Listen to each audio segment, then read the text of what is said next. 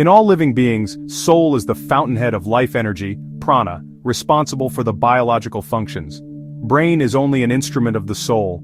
The potentiality of life energy is not to be assessed from the physical capability of the body of the being, though human body is rather small in size and its activities such as locomotion, lifting of load, physical and mental exertion, are limited as compared to several other members of the animal kingdom. It should not be assumed that the potentiality of the source of bioenergy in humans is of lesser significance. On the other hand, since many other beings of the animal kingdom appear to be physically more powerful than man in many ways, it does not imply that their bioenergy has a greater potential than that of man. All animate beings, however insignificant they are in shape or size, have a unique and striking characteristic.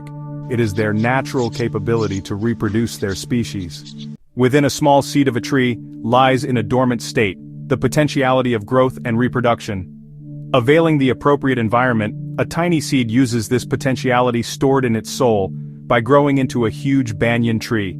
Soul is eternally alive and is sustained by anantachetana, the infinite, absolute consciousness force, which is the perpetual source of bioenergy required for expression of life. By virtue of this mechanism of interaction, the soul is able to draw and collect requisite bioenergy from this cosmic ocean for the total, physical, mental, and emotional growth of the being. This energy is used to acquire whatever natural elements are needed, in whatever quantity, for growth, sustenance and reproduction and physical, mental and emotional development. However, this process of acquisition and manifestation of bioenergy by the soul from cosmos varies in different beings. Let us consider, for example, the process of growth in a plant. All seeds of a plant do not mature into full-grown trees. Many seeds do not grow beyond initial germination, or the plant withers out after a little growth. It does not necessarily imply any deformability or defect of the seed to grow. The growth is inhibited because of the inadequacy the process through which the energy is acquired for reproduction. Unless the seed makes use of the appropriate use of the required bioenergy by interacting with nature, its inherent potentiality of growth is of no use. Apparently, the attributes of a seed are not comparable to those of the tree of which it is a part, but fundamentally, there is no difference between their potentialities. Within the seed are all attributes of a tree in a dormant state. On proper utilization of its inherent capabilities, a seed can grow, produce and reproduce like a tree. According to the philosophy of Vedanta, essence of Vedic knowledge, the individual soul, jiva, and the absolute soul, paramatma, are present in a unified field of existence. If the soul in man is compared to a seed, the absolute soul, paramatma or God, is its parent tree. With this analogy, in human soul are imbibed all attributes of divinity.